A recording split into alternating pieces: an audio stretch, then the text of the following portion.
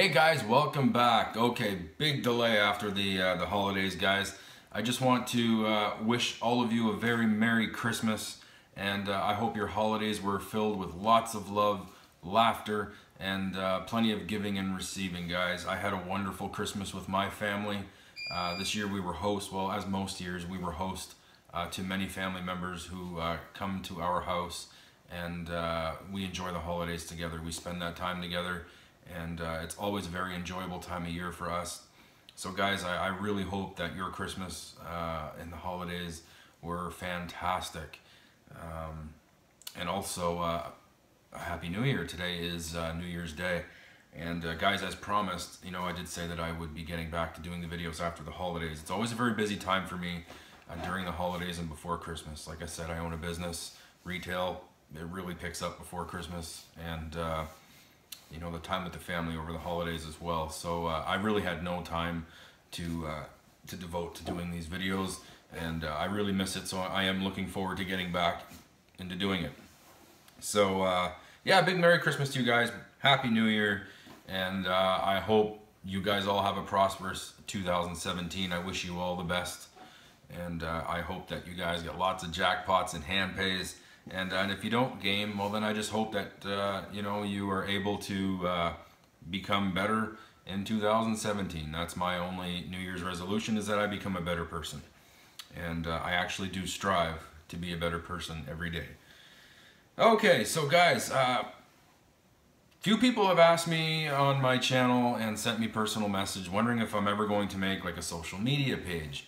I don't really have all that many subscribers, guys. I think I have like right around 830 right now. But I went ahead and made one. I made a Facebook page. I'll have the link in the description. If you look just below the video in the description box, I'll post a link there. Maybe I'll go ahead and post it in the comment section too. So just go ahead and look at the comment section below. Have a click and go on over. I will host some exclusive Facebook contests over there, and as well as on the YouTube page as well, guys. So yeah, I really don't know what to do with this Facebook page. I guess I'll just post like Vegas news, slots, releases and whatnot, and updates on my channel here on YouTube. So anyway, it is there if you guys want to go check it out. I will post some photos from time to time of our trips to Vegas, of our slot live plays, and just some updates on what's going on with the Spinning in Vegas page, okay? So go ahead and check that out. For all of you who have missed it, I did make a channel update video. I'll just kind of briefly go over what I went over in that video here in this video. Again, you know, an apology for the delay in the videos, guys. Like, I know it's been a while since I put a video online. It's not because I don't like doing this or I'm fed up or sick of it. Certainly not. I love this. I find it a very therapeutic thing for me to do in my downtime, and I just didn't have any downtime. That was the thing. Like, I barely had time to even come on my computer, so it was really a busy time for me, and I enjoyed every minute of it. Don't get me wrong, guys. I'm the type of guy that likes to keep busy. I can't sit for too long. I like to keep my mind occupied. So yeah, a big apology there to all of you who watch my videos. I did put like 5 or 6 videos all in one day, hoping it would kind of hold you off, but it really doesn't, because you watch those videos in like a matter of 20 minutes and then it's all gone. But I did try to put as many as I could before this big delay. Also, in my channel update video, I also discussed the removal of the intro for the slot live play videos. A lot of people didn't like this, and I can totally understand that, and that's why I decided to remove it. Back when I first started my channel, people had suggested that I make an intro video, which seemed to be like a pretty good idea at the time, because, you know, I had like 100 subscribers. I wasn't popular at all, and don't get me wrong, guys. My intentions with this channel was never to become super or uber popular. You know, I always considered my YouTube channel to be a personal database, to go back and check out my live plays if I forget ever sitting on a machine, or if I want to know about a certain machine. And I think of YouTube in itself as a big database for live plays. You know, if I want to play at a certain machine, I just type in the machine, and I get, you know, dozens, if not hundreds of videos of that particular machine. That was always my intention with the channel. It's starting to get popular now. Not popular. That's a strong word. There's people out there with 10,000 subscribers. Okay, I only have 800 and some. It's a nice little community that I have here, and I appreciate every last one of you guys. Like, You have no idea. I find my channel to be more of a family type of an atmosphere to it. And I go on other channels and I see a lot of bickering and fighting and stuff like that. And don't get me wrong, like I have gotten in arguments with people on my channel. Some of them really senseless, and I'm almost ashamed for being a part of, you know, said arguments. One thing about me is that I was raised to stick up for myself. It's certainly who I am. I'm a boxer, I'm a fighter. Like I do speak my mind, okay? And when somebody goes on my channel and says, "Oh, you fucking asshole, you fucking do this," I'll stick up for myself. If anybody doesn't like seeing me in that light, just move on. It's really not who I am in real life. I certainly respect everybody, but I also demand that respect from people as well. I like to think that I have a lot of friends. I get along with people really, really well. I'm a successful businessman because, you know, my personality and whatnot. But I have no patience for these keyboard warriors who are half a world away who talk shit on a keyboard. It's absolutely senseless. They're cowards and they're idiots. And I'll call them out any day of the week. If you don't like that, see me in that light, please just try to ignore it. Most times I delete the comments rather than post, but sometimes, like, you know, that person certainly deserves a little bit of attention, which is probably what they're trying to do anyway, just get a little bit of attention. Yeah, so I do find my channel to be, you know, like a family type of a thing. There's a lot of people who keep coming back and commenting and stuff like that, and that is absolutely amazing in my opinion. It's those people who are driving me to do more videos, and I just want to say a great big thank you to all of you. You really make it worth it. Like it is a personal database for me, but now it has more of a meaning. It's taken on a whole new life, and wow, I never expected it. So a big, big thank you. I certainly do appreciate it, guys. And I really enjoy talking with you and discussing all of my videos. And glad I'm able to help with your, you know, your slot questions. And glad I'm able to provide it. So again, one more thing I want to get into as well, in addition to like me arguing with people on the channel. Now, sometimes I'll get into like I said, not really arguments, but more like a debate, which is healthy. If it wasn't for debates, we wouldn't be able to see each other's point of view. And I used to be on a debate team, and well, I find them to be very healthy, and it clears the air, and like I said, you'll learn more from one another with debates. Now, for me, a debate goes wrong when somebody starts throwing personal insults, and that does happen on the channel as well. Usually I'll try to delete those as well. One of the main things that people get on my case for is swearing in my videos. When I'm doing a live play, I swear, I curse. Guys, I spend 95% of my life being professional.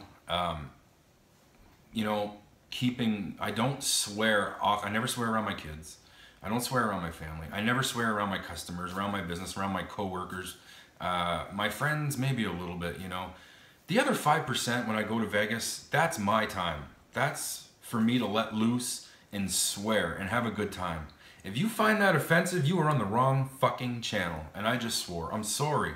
You know what I mean? This is for me to be, I don't want to say somebody else, but to be somebody that I'm not in my professional state. You know what I mean? Like, what happens in Vegas stays in Vegas type of thing. You go there, you have a couple drinks, you start to let loose a little bit, you swear, you have fun. Who the hell are you in your life to tell somebody not to swear? Are you that tightly wound? Look, I consider myself to be, actually I'm not even going to go there, but I usually don't swear, okay? But whenever I'm in Vegas or whenever I'm having my downtime, that's for me to enjoy and for nobody else to judge on. You have no entitlement to tell somebody not to swear in their videos, on their personal time, having fun with their friends and family, all right?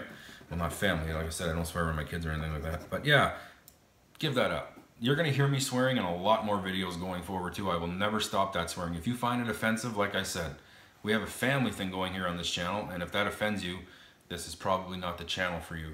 And as far as I see on YouTube, there is a heck of a lot more other people who are swearing in their videos as well. So I'm sorry. Actually, I'm not sorry. Anyway, yeah, look forward to lots more swearing in my Vegas videos. So guys, here I am, 10 minutes into the video and didn't even get to the journey to Vegas yet. All right, so this is part 4, and I know a lot of people have been waiting for part 4 to come. And, you know, just to pick up right where I left off in the last video, the next day in Vegas was definitely an interesting day because we spent it on the South Strip. So we didn't go to Mandalay Bay. And I think I did say it in my vlog that we visited the Excalibur. That was probably the most brief visit ever. We walked through the doors, we took a quick look at the casino and walked out. We didn't even sit at a machine, we didn't even walk around. We just looked in, took a peek, out. 30 seconds, that was it. Didn't like what we saw, plain and simple. And we were warned. A lot of people told us that the Excalibur is not for everybody. But some other people said that there was something interesting on the inside, like you could walk around and it had like amazing theming. I forgot about that at the time. But next time I go to Vegas, I'm definitely going to check that out. The Luxor is probably the most iconic looking hotel in Vegas, casino, whatever you want to call them, resort. It's just a big pyramid, man. It's Egyptian, right? It's a Luxor. That big pyramid looking casino and hotel. And it's just as amazing on the inside as it looks on the outside. It's nice and big and open. A very nice spot, and we did visit the Luxor, and we spent quite a bit of time there. We actually ate at a restaurant there. We walked around, and I don't know, I clicked with the Luxor right from the very beginning. As soon as we got dropped off, actually, I'm going on about the Luxor here. Just let me cut in here. We didn't start the day at the Luxor. We started it on the Deuce, going down to the outlet mall in the Southern Strip. It's just a little bit south of Tahiti Village, and guys, if you're going to do any shopping in Las Vegas, oh my God, don't go to the forum shops. Don't go to the fashion show. Caesars Mall, forum shops, is a mall. Expensive. They mark up everything so high to get some of their losses back. When people hit those big wins, they want to go shopping, they go to the forum shops, and they spend 5 times the amount as you would, you know, at the South Outlet Mall. We did visit the Caesars forum shop, and you know, we went to a couple different stores there. I like Armani clothing, so you shop around for that sort of stuff, the higher end clothing. I seen a shirt for 500 bucks. That's what the price was at Caesars, and I almost pulled the trigger. I almost bought the shirt, but you know, I told myself, well, Vegas is a big spot, you know, maybe there's other malls. I said, I'll keep in mind that shirt, because if I don't see something else that I like, I'll come back and I'll buy it later at the $500 price tag. Some people would consider spending $500 on a shirt to be ludicrous. Maybe, you know, like, you know, I try, like, I'm wearing a $250 jersey right now. Like, I try to, you know, I like my clothing and stuff like that. I'm not overly picky, but I do like to wear nicer clothing.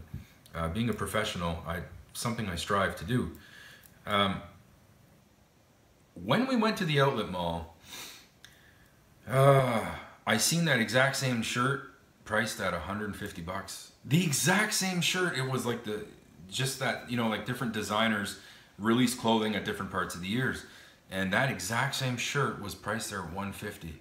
And I remember asking the sales rep there in the store, you know, I said, I just come back from Caesars and I seen this shirt there, it was 500. I said, what's the difference? Am I missing something here? And she told me, she's like, no, Caesars, the forum shops are strictly 4 times, 5 times the markup as you would pay anywhere else. So I quickly learned that shopping at the forum shop is a big no-no. It's nice to visit, beautiful spot, but you might want to go to the Southern Outlet Mall and check that out. They have many different stores. Like I said, I shopped at Armani. And, you know, my wife, when I bought her a Kate Spade purse, I think I spent like 600 US on that. Michael Kors purse, wallet, like that. You know, we did all our shopping there because it was reasonably priced. And you can get to that mall on the Deuce. So you just jump on the Deuce, couple dollars, and head all the way down. And then it'll take you right back up to the Strip whenever you're done. So that would be a really big tip for you guys if you visit Vegas, to do all your shopping at the Southern Outlet Mall.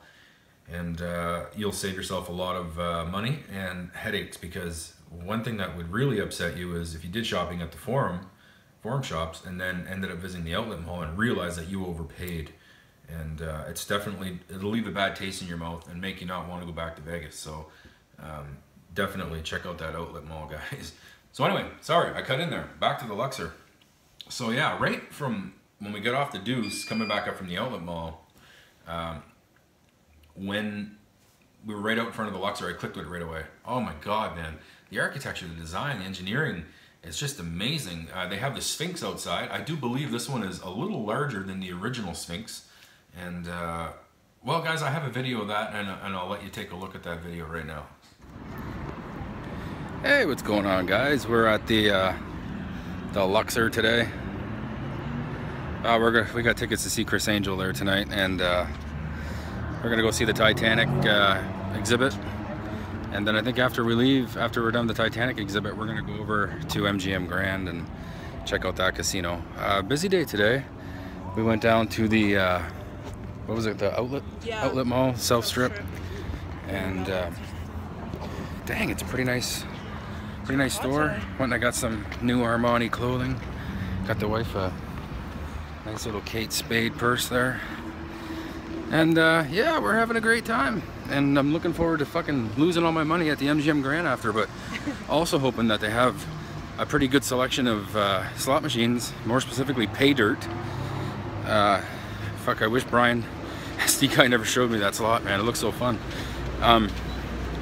Anyway, yeah, so as far as gambling goes, I'm up at least $1,500 bucks. And we've been gambling a lot, like every night for hours and hours and hours, like non-stop. So we're doing well. Look at, bam. So that's the hotel? That's the casino, hotel, and everything's over there. So anyway, we're gonna go to that Titanic exhibit, and we'll get some videos of the MGM Grand after. Hey guys, okay, yeah, we're outside there. I just wanted to show you guys the inside of this place.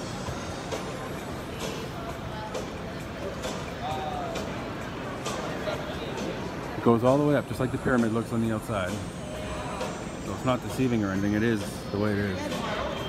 And it's beautiful in here. I heard the hotels are a little bit dated, but I don't know, I can't tell you firsthand if they are or not. Or it's not where we're staying at the Cosmo. So we're gonna go take a look around, try to find that Titanic museum, maybe get a little bit of grub up in our piece, you know? And then we'll have some fucking fun, you know? This is Vegas. No time for filming. I ain't got no time for this shit. Feel me? Y'all heard? Fucking nice in here, man. It's really nice. Look at my wife, just a swagging with that Kate Spade purse. Proud like a fucking peacock. You know what's really funny about this gambling trip? I'm winning all the money. She's losing all the fucking money. She'll put $100 in a machine, she'll lose it all. I'll go play a machine, win a few $100 and float her on the next one. All right. Titanic.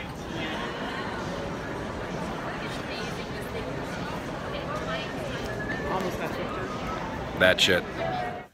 Now that is a beautiful spot, guys, the Luxor Casino and Hotel. I do regret not spending more time there. It is so far south that it takes quite an adventure to get there and to get back if you're staying mid-strip. Like I said, we were staying at the Cosmopolitan, and although it might not look it from Google Maps or Google Earth that it's, you know, a big walk, but my God, Vegas is never in a straight line. When you're on the Strip, there's a lot of zigzagging across. You're going across pedways, and sometimes there's streets you can't even cross. You gotta walk up a set of stairs because I can guarantee you not all the escalators work. And if you're not in shape, you can find it very tiring, and you might end up with sore legs, sore feet, sore back. Like you definitely gotta know what you're doing there in Vegas. Because I even know, like, for myself, before I visited Vegas, I was on Google Earth and I was like, man, this doesn't look like a big walk. I can do that no problem, and I can, for me. But for everybody else, you might have a rough time. And it was just easier for us to jump on the Deuce or sometimes just take a taxi. But anyway, the Luxor is a beautiful property, and I very much enjoyed it there. I heard the hotels are dated, I really can't confirm it. Like I said in the video, we weren't staying there, but a lot of complaints I've heard on their hotel rooms. And but you know, the casino was a pretty nice place. We did visit the Chris Angel show there. Everywhere is so darn strict with cameras, and except for the casino floor. I never got bothered once in Vegas filming the casino screens. This particular day though, I only have 5 slot videos to show you. The reason being, I forgot to put my phone on charge the night before, so when I woke up I only had like 45%, 50% battery, and that kind of sucked. I was really upset with that, because I only filmed like maybe 1/10 of the slot plays that I did that day. But I do have some interesting videos to show you at the Luxor. But before we get into the live play, we visited the Titanic exhibit that was in the Luxor. That was our whole reason for going down to the Luxor that day. Well, that and the Chris Angel show at night. We decided to stay in the Southern Strip because we didn't want to come back at mid-strip and go back down at 9 o'clock for the Chris Angel show. So we just decided to stay at the South Strip, do the Luxor, the New York, the MGM Grand, the Excalibur. Well, like I said, the Excalibur, we didn't really do anything there. This Titanic exhibit, guys, at first I was a little disappointed. I was looking on the internet, it said $15 tickets. When we got there, I think they were like 35 or 30 some dollars a ticket. I thought it was a little pricey, because I mean, it's just an exhibit, right? You're looking at actual artifacts from the Titanic, but I didn't know the vast amount of items that were in there and how they presented it. And it was absolutely mind-blowing. Wow, I would spend the money to go back. Like my next trip, I'm definitely gonna go back. It's so emotional. I'm a fan of the Titanic. I used to be more into it than I am now, but I used to research it and stuff like that. And it was definitely an emotional trip for me and my wife being there. And the camera policy on the inside of this Titanic exhibit is like, it's like jail. It's unbelievable. They get like 2 or 3, sometimes even 4 cameras in every room, every exhibit. And they warn you, do not take a picture. Somebody's gonna come in and escort you out. You are not allowed to take pictures. Holy shit, I ended up taking some pictures, guys. And I seen the angles of the cameras, and I was trying to position myself in a place that didn't have coverage of, from a camera. Oh my God, I was absolutely a nervous wreck going through this exhibit because I was trying to film as much as I could. There was other people there as well, and I didn't want anyone to rat me out. And quite a bit of rooms had staff in them. So, and sometimes they would circulate through the room, so you didn't want to be there and then look at somebody and be like, hi, hello, and then they're gonna escort you out. So I just tried to keep it really on the down low, and some of the quality of the photos are not the best. But I guess I'll have them running here as I talk about them. And like I said, guys, everything that you see in this exhibit is from the Titanic. They pulled it up from the Titanic site in the Atlantic Ocean, North Atlantic, and is on display there. Also, they recreated parts of the Titanic, and obviously those are not original. However, they used the exact same materials from the exact blueprints directly from White Star Line. And that in itself was amazing, because as you're walking through this exhibit, you feel like you're on the Titanic because of these exact blueprints, all right? So yes, it's not the original locations, obviously, but it is taken right directly from the blueprints, same color, same materials, right down to the goddamn rivets. It's unbelievable. So I guess I'll show you a picture of the actual exhibit from the outside before you go in, like where the ticket booth is, the entrance and all that. And it's very well presented. You got that 3D Titanic coming out at you, and just overall gives you a really good feel for it before you even go inside the exhibit. Now, you see all sorts of these little knickknacks. Like I said, I didn't take pictures of all of them. They literally had hundreds of them in there. Like I said, it was hard to get pictures. The first one here is just of some jewelry, as you can see here in the photo. Jewelry box and clip with a diamond. There was a bracelet there. It looks like a little, I don't know if it's a cufflink sort of a thing, and there was a pocket watch. Again, stuff that was taken up from the Titanic. And in some instances, they're able to also let you know who owned the item based on, a lot of people back in the day inscribed their initials or their name on the items. It was mostly for second and first class passengers, but yeah, it was pretty cool. So there, you just seen that. Another cool thing, the lower decks, the third class decks, like E deck and all that stuff there, they recreated this. Now this would have been the hallway for a third class passenger going to your room, and I'll let that one slide here as well.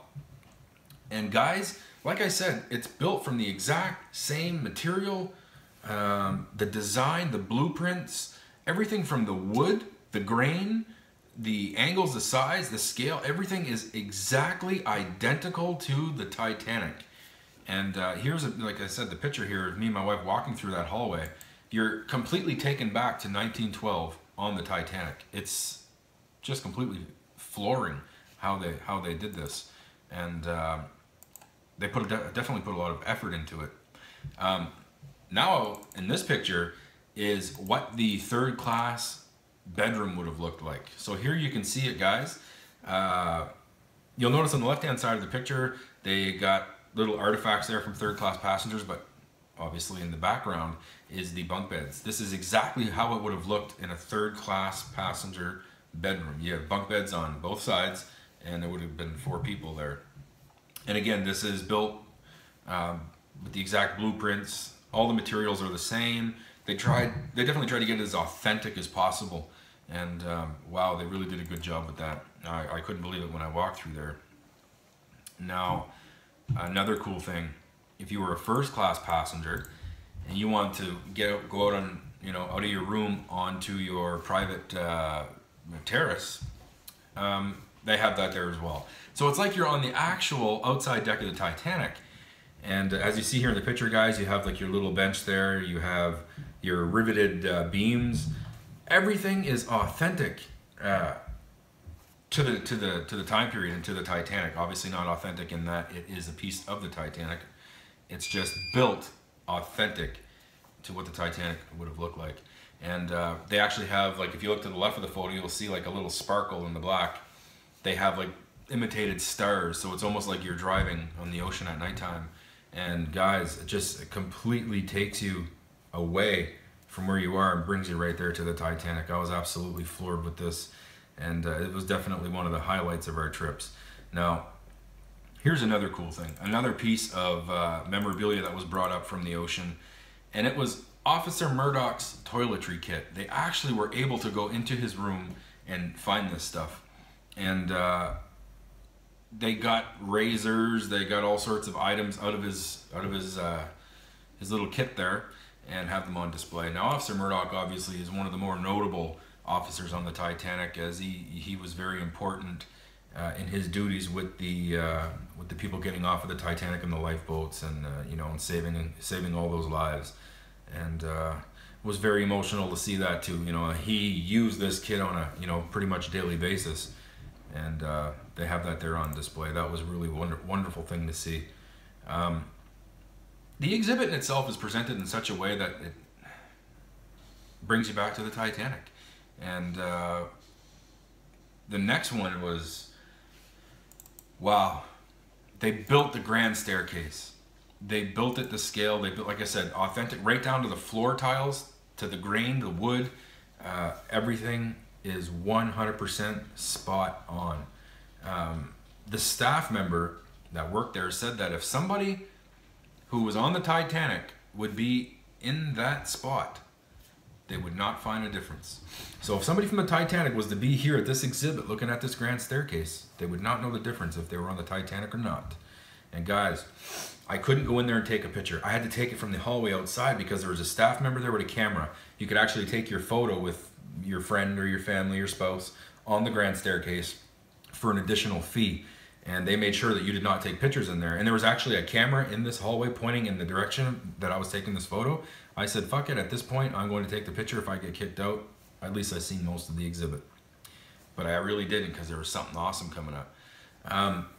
But yeah, I couldn't actually get in the room and show you like the whole thing, but I hope this photo gives you an idea of what you're able to see on that trip. Wow, that grand staircase absolutely blew me away. It pretty much sealed the deal for me once I seen that. until I saw the next thing. And guys, they have something at the Titanic exhibit here. It's called the Big Piece. Now, the Big Piece it's a 15-ton piece. It's a 26 by 12 feet part of the Titanic. It's from the starboard side hull of the Titanic, and this was pulled up from the wreck, and they have that there on display. And it was taken out of a 1998 expedition of the Titanic, and it's the biggest piece ever pulled up from the Titanic. You are with the Titanic. This is an authentic piece of the Titanic. It's monstrous, it's huge, and I can't say that many people get the chance to actually be with the Titanic, because that's exactly what it is. It's 26 by 12 feet, it's 15 tons of the Titanic. And they really have it well presented. And I don't think it's going to be at the Luxor for very long. I think it spends a few years at this location and it gets moved to another location, and it kind of works like that. So I consider myself very lucky to have been able there to see this beautiful piece of history. And yeah, guys, if you're ever in Vegas and you want to, you know, if you're a fan of the Titanic, if not, let's say pass. But it's very, very awesome. I can't explain it, you know. This is pretty much the last part you see on the exhibit is the big piece there, and then you're taken out to a gift shop. Now in this gift shop, you're able to buy other pieces of stuff that was on the Titanic, mostly coal that were taken, you know, from the ocean floor. And I might add that coal is the most common thing, and also the most faked thing out there that you could buy from the Titanic. A lot of people take just regular chunks of coal and they print up these letters on their computer and they say it's a certificate of authenticity, whatever they call that, and they sell it, you know, to, unfortunately, to people who think it's real. But there they have the authentic stuff. They have it in jewelry, they have it in frames, they have it in displays, snow globes, anything at all that you can think of, they have that coal in. But it is very common, guys, and a lot of people buy it with the intention that it's going to go up in value. No, they're still freaking pulling coal up from the ocean on that wreck, okay? It's never going to go up in value. If anything, it'll depreciate in value. So just keep that in mind as well. However, it is a very nice keepsake, a piece of coal from the Titanic. There's other websites out there where you can actually buy wood from the Titanic as well, wood from the decks and whatnot. You can just do a Google search on that and you can find it. Anyway, there, I spent a lot of time here with the Titanic exhibit, and like I said, I completely recommend it. I absolutely do recommend it, and man, you will not regret it, even though it costs a lot of money. Obviously, what you see here definitely justifies the high price tag. So anyway, we're gonna get into some slot live play here, okay? Finally, some slot live play. So the first slot that I actually sat on when I went to the Luxor was one called Alice and the Mad Tea Party. Oh, oh my God. I don't know, something drew me to it, and I was like, let's try it out. When I sat on it, this is the first time I've ever called a slot cute. I was like, man, this should be at a children's birthday party or something like that. It really, really gave me that sort of a vibe. And anyway, I played it, and well, you'll hear my commentary throughout it in the video, so I'll just leave it at that. And I did end up getting some sort of a bonus on it, and it wasn't a very high max bet. I think $1.50 or $2 or something like that. And yeah, enjoy, guys. Oh, we got Alice and the Mad Tea Party here. I think this is only a $1.50 max bet. Kind of upsetting, but we'll see what happens.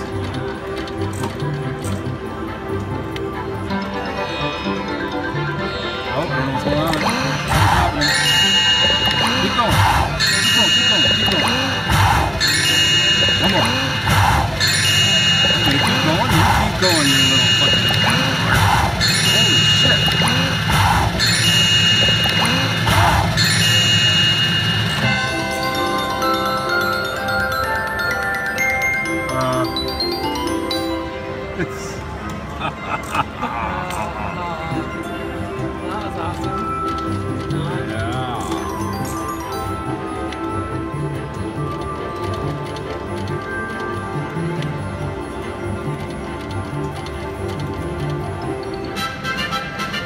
this then? What the hell's going on now? I win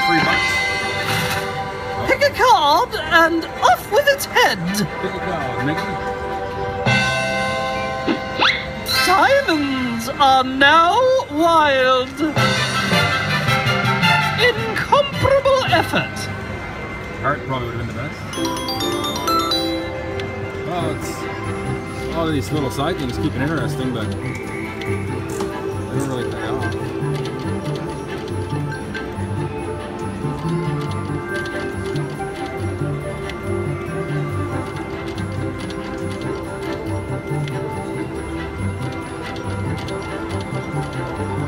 I might bring this one down to 50. I'm just not feeling it. I'm more of a riskier fellow than $1.50. Oh no. Pick a teacup.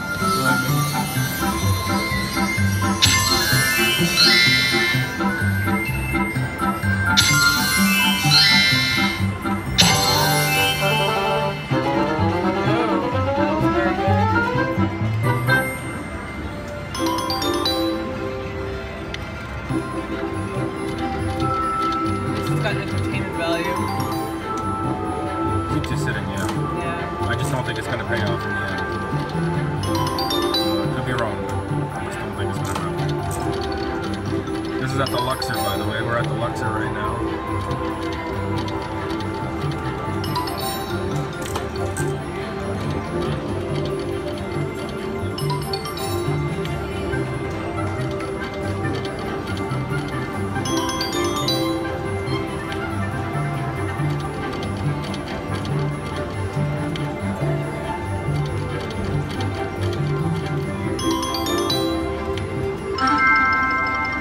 Something else happening, but it's probably not going to be much.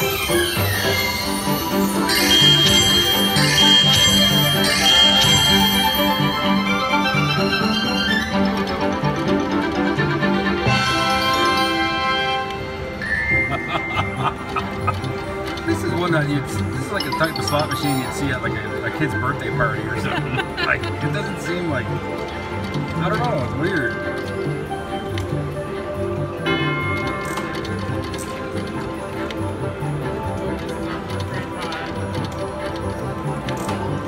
I'm not even sure I want to see the bonus at this point. I'm feeling right now I just want to hurry up and get down to my $50 so I can get out of here. But that's typical with a $1.50 bet. You just can't expect to get much out of it. So I'm not disappointed. I knew it.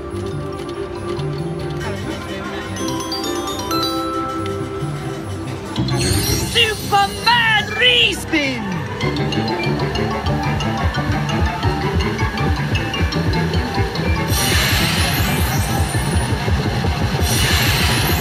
Pick a teapot to continue the Superman respin. Let's respin. Alrighty then, let's spin.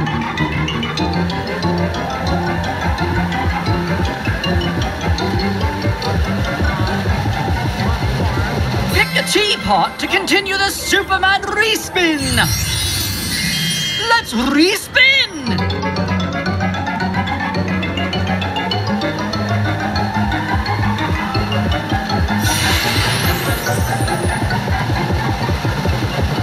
Pick a teapot to continue the Superman respin.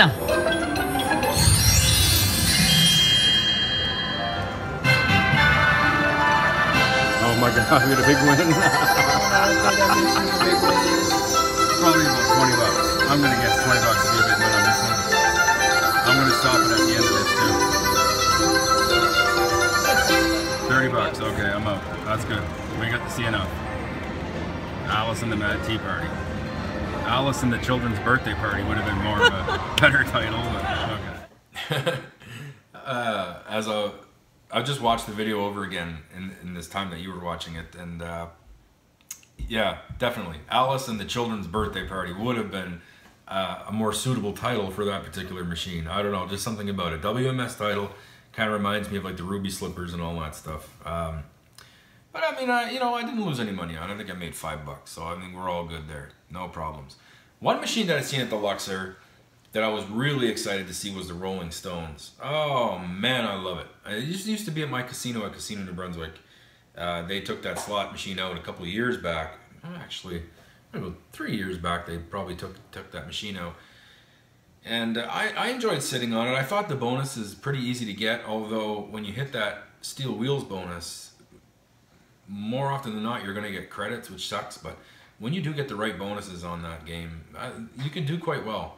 And I was able to get the steel wheels bonus on this one, and I did not get credits. I actually got something that was nice. So go ahead and take a look at this video, guys. Enjoy.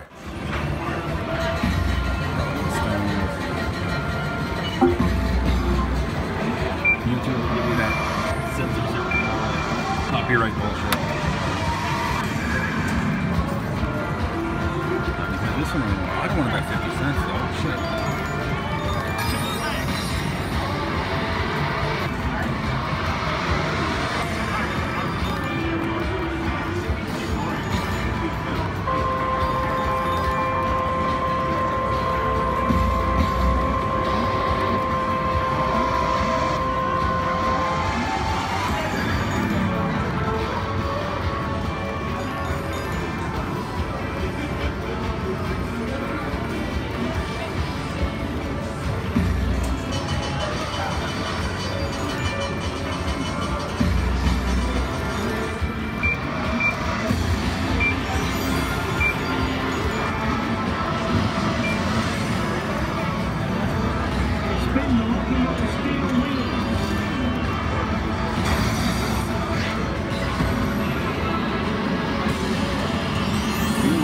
This could be shit though.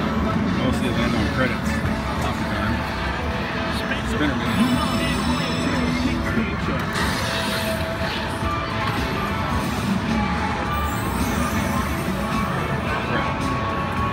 Rolling credits. Start me up 3 games. Wow, man. You could actually test the lip feature that comes up with the it licks everything wild. Alright, let's go.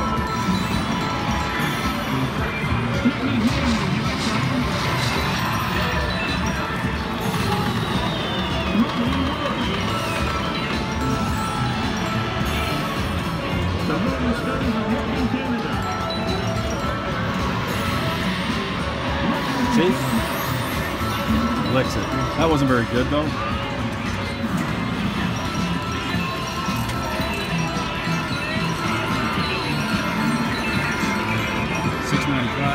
It's hard to film this. Come on, we need that tongue to come back up and do more damage.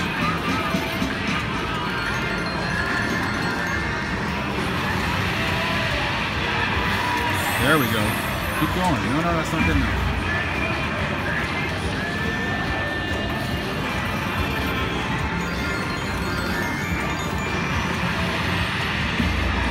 There we go. That's what we need right there.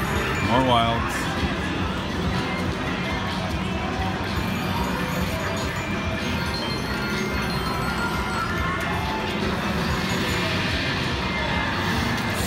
That's it. Keep going. Need better symbols.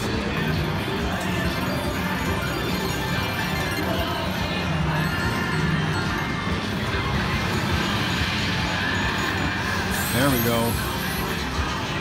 Come on, get a good symbol. It's gonna be alright.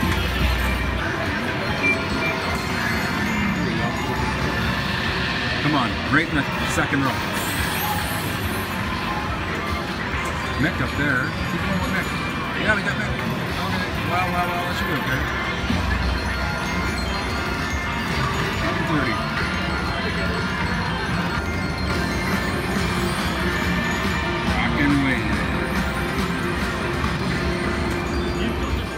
Oh, I love it. I love it. It just brings back so many memories for me because it was one of the first slot machines I ever played. Like, I only started playing slots back in like 2010. So being able to see that slot again brought back a lot of memories for me and my wife. And I was super stoked that we were able to sit at it. And even though the max bet was only $2.50, I think it was $4 back at Casino New Brunswick. And but a very nice bonus to get on a $2.50 max bet. And I guess we walked out of the Luxor up on our trip, like up on that visit. So it was really, really nice. Now, when we left the Luxor, I actually did more filming at, more spinning at the Luxor as well. Didn't film, like I said, I tried to stretch my battery life because at that point it was low. And I only have like 3 more videos to show you. I didn't do any filming at the New York that day, which was very regretful because I did do well there, especially on The Walking Dead 2. I won $600 on The Walking Dead 2 on the New York that day, and I played another game there too. It was Deal or No Deal, where they have, it's just a big, like I think it seats like 5 or 6 people, and you all play at the same time. And if you get 5 howies, you win $500. Well, I hit the 5 howies and won the $500, and we were sitting next to a couple, and man, they couldn't be more happy for me. They were just as happy as I was for winning that $500. So that was very memorable, but unfortunately was not able to film it. So we did amazing at the New York. It was definitely a perfect introduction, and had a ball there. But after we left the Luxor, we went over to the MGM Grand. It's too bad. Whenever I went to Vegas, I think I was more stoked and excited to visit the MGM Grand than any other location, with the exception of like the Bellagio and obviously the Cosmopolitan, because that's where I was staying. What a big piece of shit. I hate it. I could literally say I hate the MGM Grand. I do not like it at the MGM Grand whatsoever. I will never go there again. Which sucks because I was looking forward to seeing a David Copperfield show at some point, but I'm not even going to walk through there to visit that show. Like, you know, it sucks. It really does suck. I did film 3 slots there. The first one I'm going to show you is, well, it's funny because my wife was playing, and she was playing a machine, and I was kind of waiting. I didn't know what I was waiting for. I think we usually like to take turns, so that way there we can get the most out of our filming. And she was playing, I can't really remember what it was called. Anyway, I sat next to her and I was watching her play, and I kind of got bored, and I said, oh, screw it, I'm just going to put a couple of bucks in this game that I'm sitting at while I'm waiting for her. And it was called Timberwolf. And this is an aristocrat game, and it had a max bet of $2. And well, I was able to get a bonus on that when I was waiting, so go ahead and take a look at that, guys. Timberwolf bonus coming up. $34 just on that too. Alright, let's start this feature. 12 free games.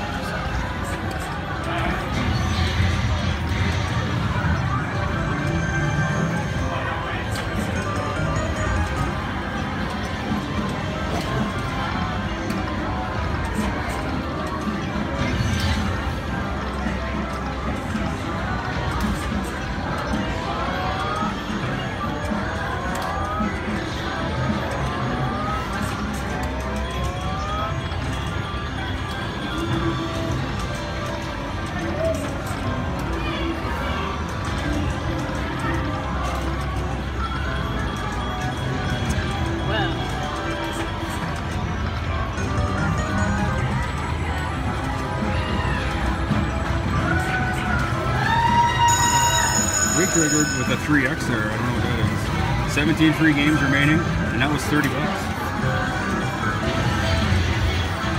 Nice.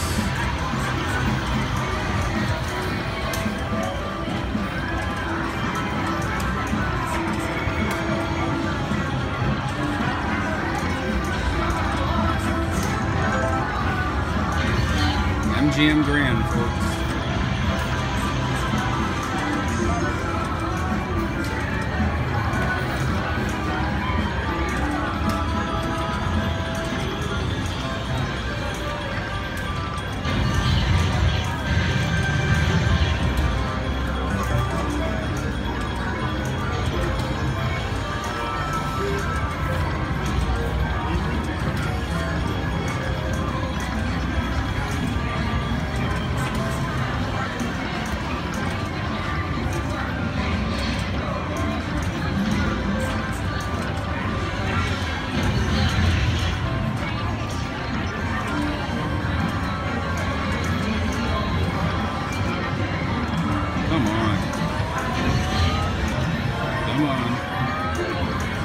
it. Keep going.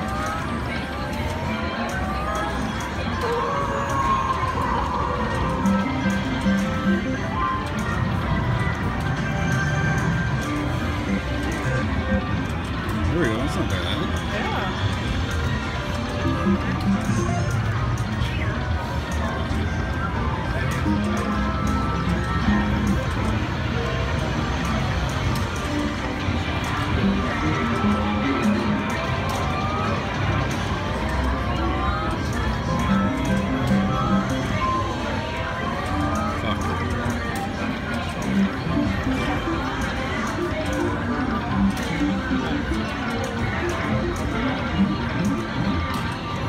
Not bad for a $2 bet.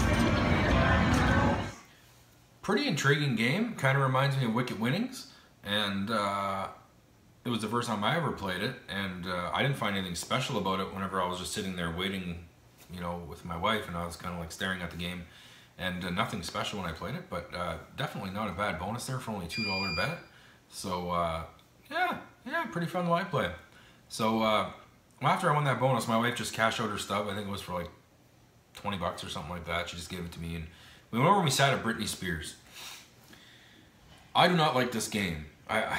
There's something about it that I just don't like. Sometimes when you play a game, you just think to yourself, wow, there's way too many symbols here. Meaning that, you know, the symbols that land. Like, there was just way too many. All these sorts of different Britneys, all these sorts of different symbols. And you're like, how the hell is anything supposed to line up when you got all of this shit going on at the same time? And I didn't like it for that reason alone. It's like you get so confused. I guess I'm gonna compare this a little bit to Can de Paris, because there's different girls and stuff like that. But with Can de Paris, there's not so many symbols, and if you line up 3 different girls, they give you a little something for it. And I don't believe that's the case here with this Britney Spears game. Maybe I'm wrong. I didn't go back and actually look at the video. But man, what a pile of symbols. And you just get confused and lost in the machine in a bad way. And this is an aristocrat title. I ended up getting the bonus on it, and I don't know. I still did not care for the bonus. It's sort of like The Walking Dead in that you get credits and you get to pick again, or the thing gets to go again. It's not a wheel, just a whole bunch of symbols everywhere, and it kind of like just cycles through them until it lands on one.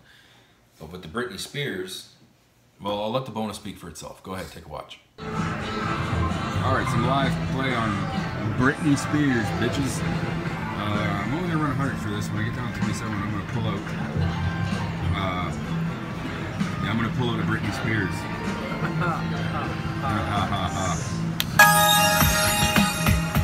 Hard to film this one, guys, because the fucking screen's so big.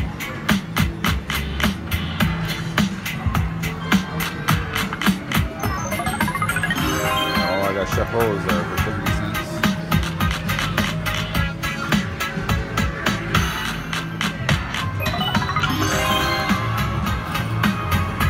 Never played this before. I don't know what's what. I don't know what the bonus symbol is. Oh, it's right there. I got it.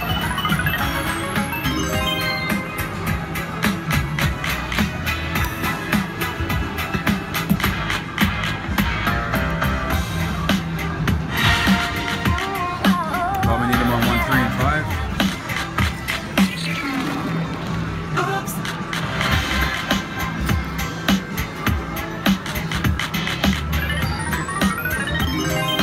I haven't gotten my bet back yet.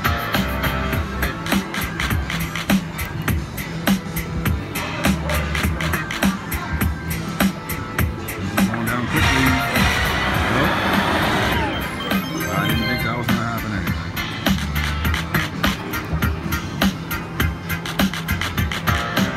This is really awful. Oh my god.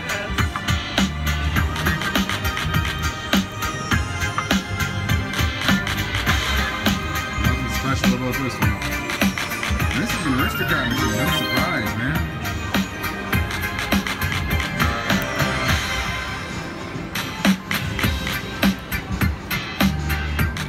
I'm assuming the reels can grow up because it goes all the way up there. Maybe like a mini feature or something. There's just too many symbols in this game. Nothing lines up ever. Are you ready for this? Oh, what's this now?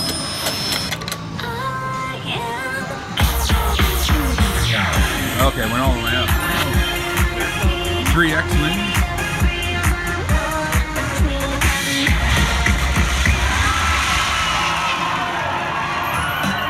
Oh my God, $6.60.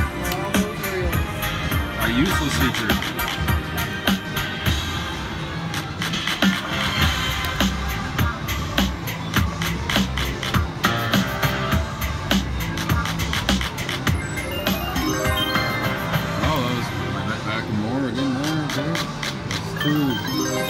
Two wins that were more than my bet.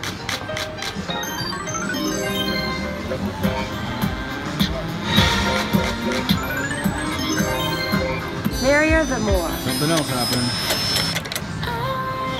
Same thing? Yep. 2, 3, yeah. Goes with the beat up there.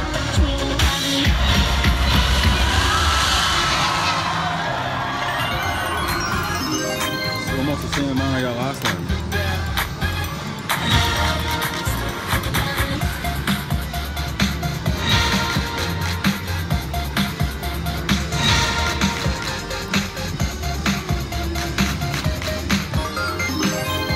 $4.50 there.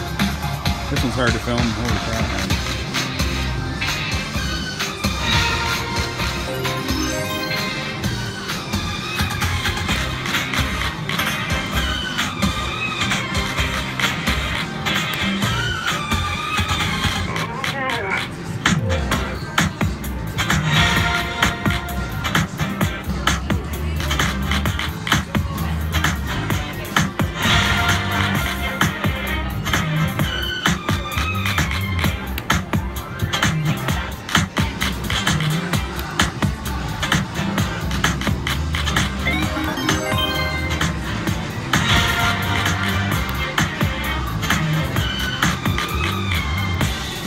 I'm at my $27, but I'm just going to keep playing out, just in case something happens.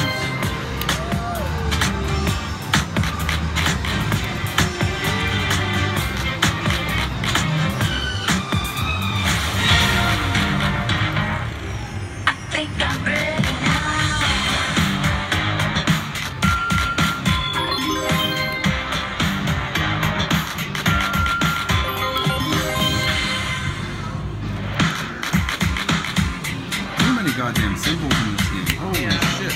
Nothing fucking. There's like 4 different Britney symbols. Yeah, 4 different Britneys, and there's like 1, 2, 3, 4, 5, 6, maybe 7 or 8 other symbols. Like nothing fucking like that. Big piece of shit, this one.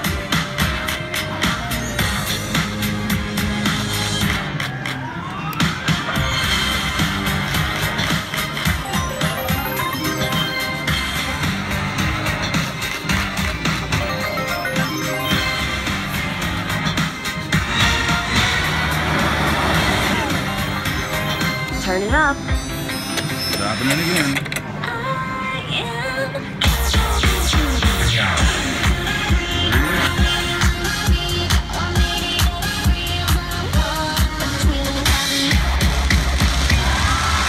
Nothing really.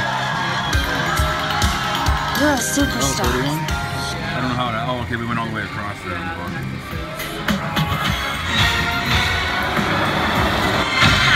I'm a put on a show kind of girl.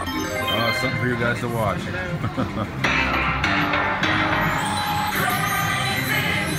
this is some fucking old school Britney Spears. Yeah. What the hell is this now? I get to pick one? Oh no, Press hit start to begin. Oh, okay, he's gonna pick probably credits.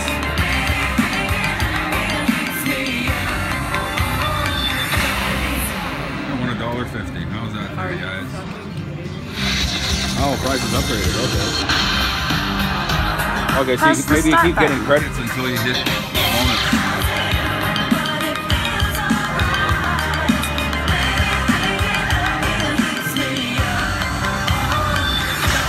$5.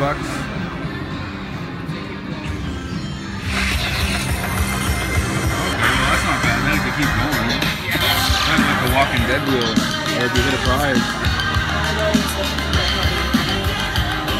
Hit the 30 then. 15's good. Last chance. So you only do 3 times. Okay, never mind. That's kind of tricky.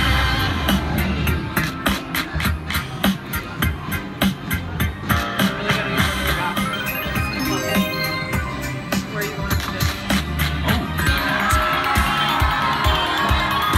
You're a superstar.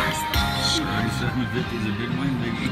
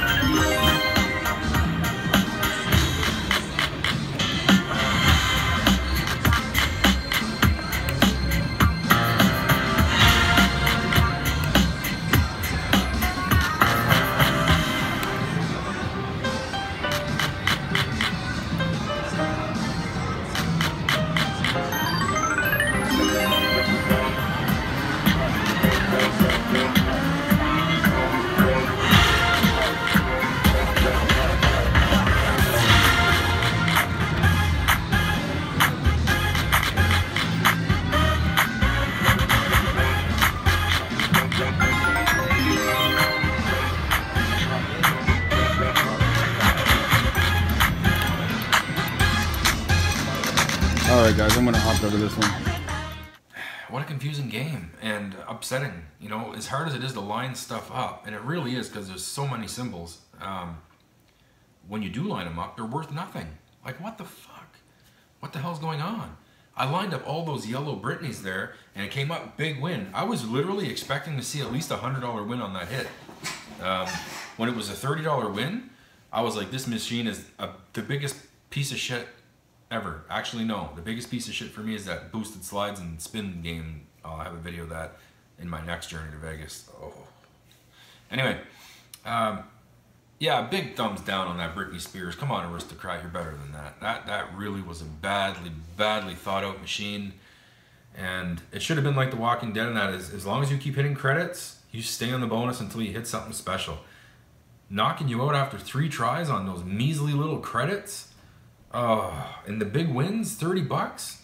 I realize it is a $2.50 bet, but still, you can't, a big win on 30 bucks. If I was to put in my title on a YouTube video, big win, on a $30 win, I would get downvoted and I'd get told off. Aristocrat, you were much better than that. That machine, wow, that's all I can say. I actually walked away from that game salty, even though I really didn't lose anything on it. A few bucks there, but not too much.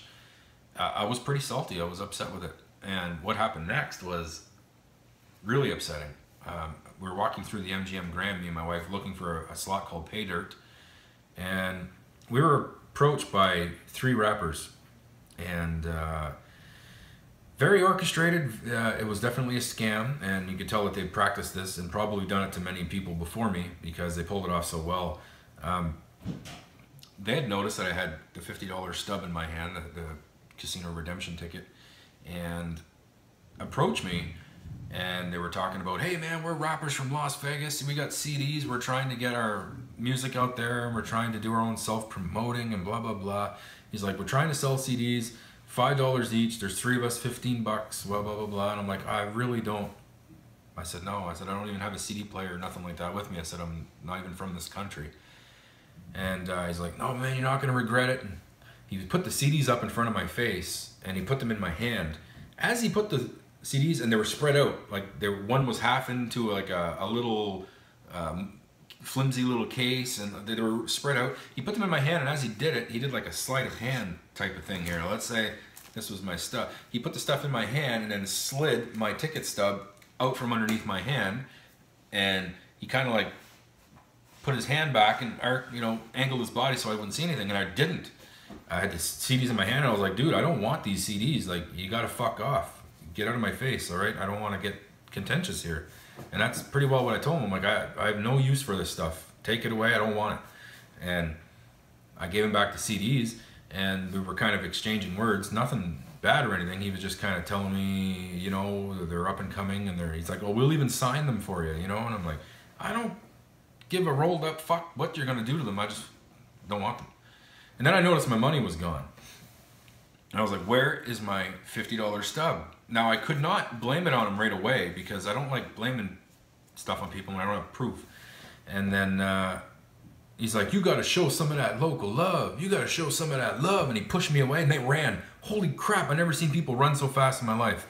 Now, like I said, I was exchanging words with them and I was raising my voice and I was letting these guys know that you're not going to push me around. I'm not the type of guy to be pushed around. If you're going to steal from me or if you're going to fuck me around, I'm going to defend myself. Anyway, they ran and there was no way I was catching up to them because they were running in different directions and I had no idea how to get around the MGM Grand. The first mistake I made was probably telling them that I was a tourist and I was from a different country.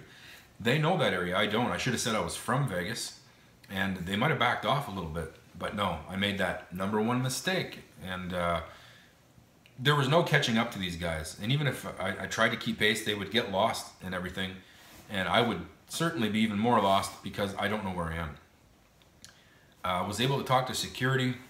At this point, the CDs, I did have them. And I told them that I had gotten robbed, scammed by these 3 fellas.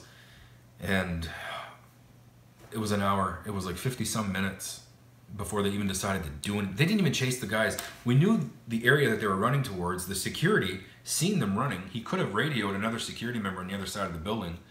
And they absolutely refused to do it until they could actually confirm my story.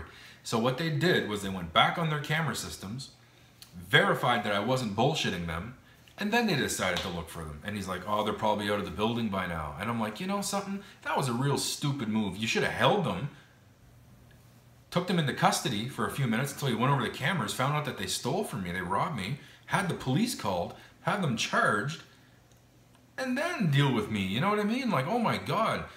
By the time they did everything, those guys were probably back home with my money in their pocket. What they found, though, in the investigation was that they cashed my ticket stub 4 minutes after they stole it from me. So I was chasing them for about 2.5 minutes, maybe two and a half minutes before I seen the security guard. It took them that long to take the cash out of the machine for the redemption and then leave. And I never saw them again. And they better hope I never see them again, because that was really, really stupid. You just don't do that to people, man. That is a sick, disgusting thing to do to anybody. You're stealing, you're robbing them, you're sleight of hand. That's fraud. Okay, that's a crime, that's robbing. So after, like I said, almost an hour, security verified my story. They verified I was robbed. They actually looked on the cameras and seen the actual sleight of hand, and that's how I knew he did it, because when I seen it on the camera myself, I knew. And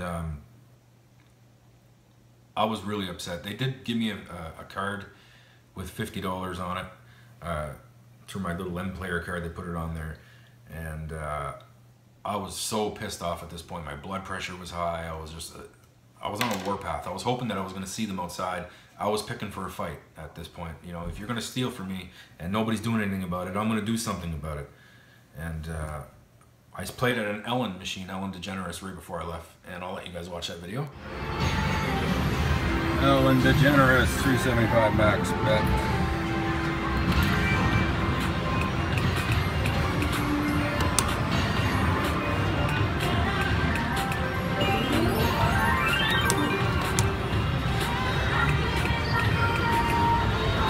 Some volume on it.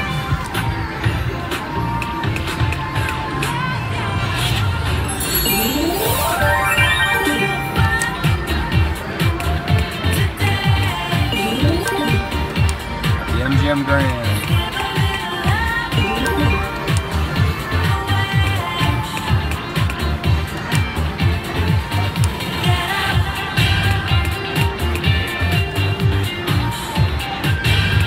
Come on, bonus.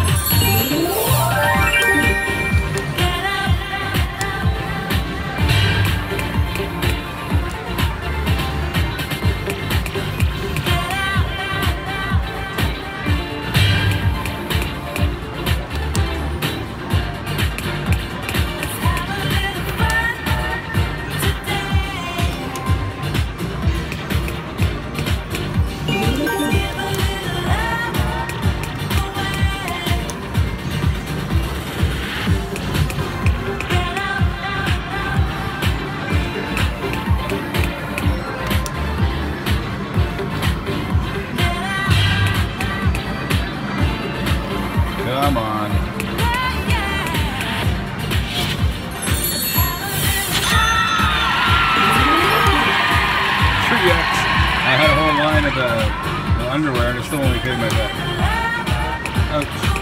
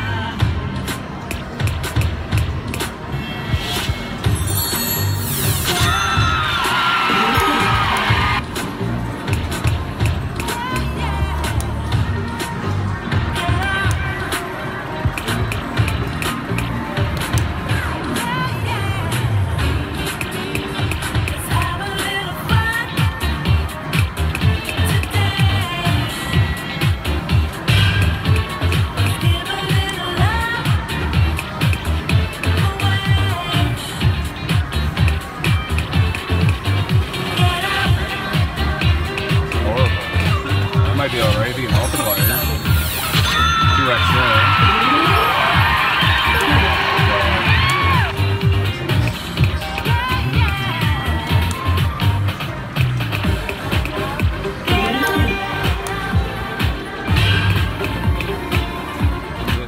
That was a pretty bitter live play for me, guys. I remember whenever I was playing at it, the only thing that was going through my mind was the fact that I had just got my money stolen and whatnot. And I apologize. I was salty about this situation the next day too. I just could not get it out of my head because I'm not used to this. This might be a regular occurrence for people in Vegas. Where I live here, this shit doesn't happen. And if it did happen here, I can certainly guarantee that it would have been dealt with in the proper manner, not in the manner that it was dealt with by the security at the MGM Grand. So I left the MGM Grand knowing that I'll never return for that. And I made it known to the slot host that that dealt with me in this situation. I said, regardless of what you do for me, I will never return because your security did not do their job. I can almost guarantee that they could have stopped them people at the door just by a simple radio message. There was security all over the place. All right, these are big casinos. Security is huge. They don't want people stealing from them, but they don't mind when people steal from their customers. And that's exactly what they did. And they showed no remorse. I actually didn't want $50 on a card. I wanted $50 cash, you know, because my stub was worth money. Free play on a card is not worth money, okay? And they would not give me my 50 bucks back. They just wanted to put $50 on a card. So big black eye in the MGM Grand, and it made my next day salty as well. And it's too bad. It's too bad. Very negative experience there, but I know that I won't be going back, and I have that on the MGM Grand. So yeah, so that's pretty much it, guys, for part 4. Like I said, I wish I could have filmed more. I didn't charge my phone the night before, forgot to plug it in, and it left me with a big void, like a lot of stuff that I didn't film. But, you know, with the exception of the MGM Grand, we had a great day that day. The Chris Angel show, I do explain it here in the closing vlog. I did the vlog the very next day because my phone died that night, and I did it the next morning. But the Chris Angel show was really, really good. A lot of people don't like the show, and you know, after talking with people, you know, and going on online forums, they always go into these shows with an expectation. Don't ever do that in anything you ever do in life. When you set these high standards, you're just setting yourself up for some pretty big disappointments. Now, people watch Chris Angel on show. He's going through walls, he's going through doors, he's flying from rooftop to rooftop, he's disappearing on a bicycle emitter. You can't expect him to do that on a tiny little stage. You know, he's going to be doing card tricks, he's going to be doing coin magic, he's going to be doing like normal magicians type of stuff that you're going to see on a stage. Now, the biggest thing that he did was he walked down a ladder completely perpendicular to the ladder. So he was walking down like this, which was really cool, you know, like, wow, he pulled that off. I mean, obviously it's a trick. He's hanging from a wire. There's probably mirrors and stuff like that that's making it, you know, very invisible to the naked eye. And I mean, with all the technology nowadays, it wouldn't be hard to pull that off. But it was nice to see, you know, and with magic, it's never about the magic itself. For me, it's always about the presentation and how it's, you know, put out there to the audience. And he just killed it, man. And you know what? He even made a note before he started doing the show that he was extremely sick. He was dealing with a stomach flu, gastro, and he still killed it. You know, like he had like props, and he had all of his actors there, and they were spot on. There was this one little guy, I call him Fufu. He would always say that, Foo Foo Foo. He was a comedian, and it worked well with Chris Angel, and I thought the whole show blended well. And 2 thumbs up, guys. Go see the Chris Angel show. You're not going to be disappointed, okay? For what the tickets cost, we were right in the front row, off to the left. Chris Angel was, bang, he was right there. He was 6 inches in front of me, and he walked by me all the time. We were able to get a few props that he was throwing out, like he would throw out cards and coins, and we got a few of them here. We kept them as souvenirs. He's very engaging with his audience, and it was a great show, especially towards the end when he started talking about cancer and kids. You know, his own child has cancer, and he's a very big advocate for cancer, and he tries to raise money. So as we were going out of the theater, I made sure to make my donation there for cancer research, and I wish Chris Angel all the best, and I wish his child all the best as well. I really hope that they can, you know, make it through this incredibly difficult time. I could never imagine as a parent myself, my kids going through that. I would want to do everything possible in my power to make sure that my child does not suffer and is able to beat this terrible disease.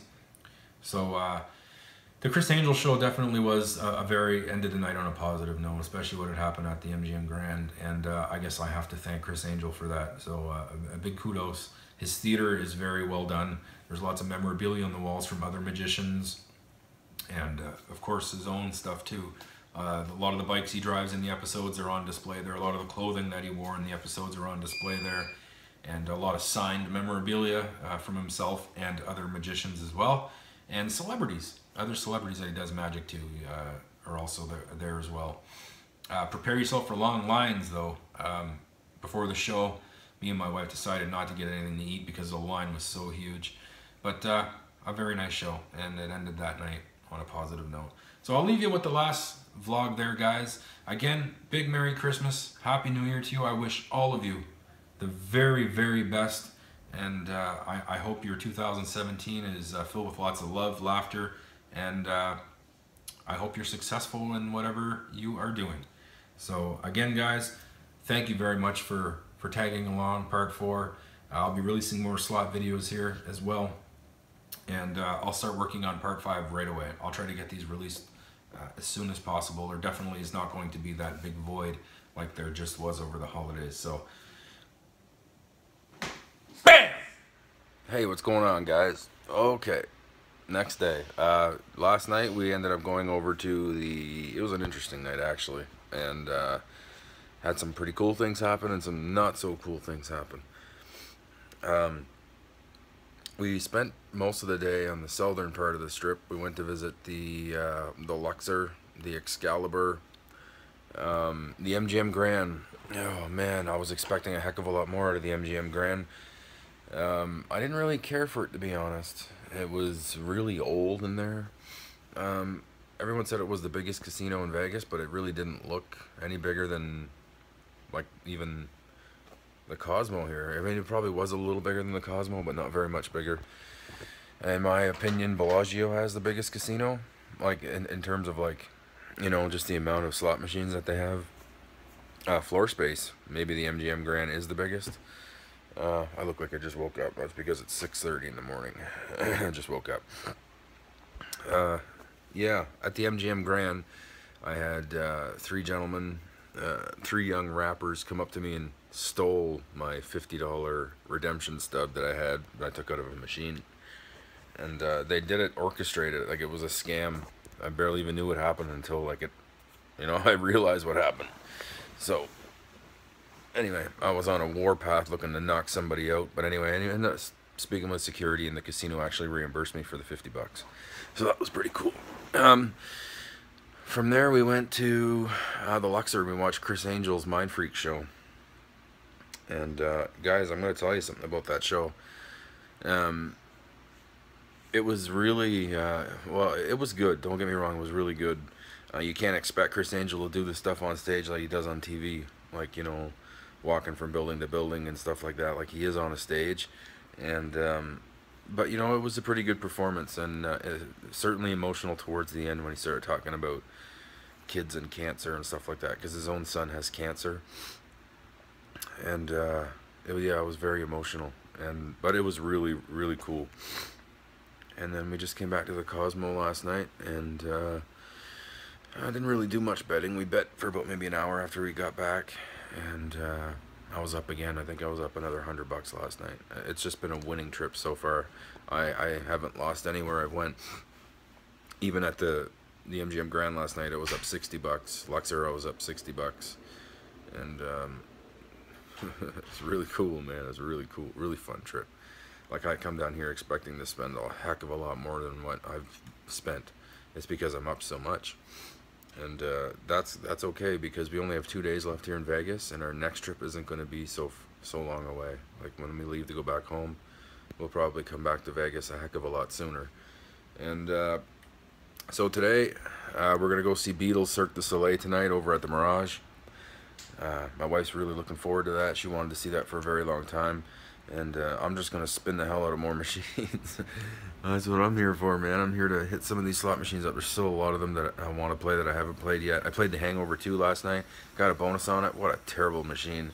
But I had a really bad chip on my shoulder last night, man, from that event that happened over at the MGM Grand with those 3 guys. But looking forward to playing a few more machines today and having a great time. I love Vegas, man. Love it. So there's your update. We're going to go get some breakfast, and then going to hit up some more machines. And as always, guys, I'll have it all on video for you. So have a good one.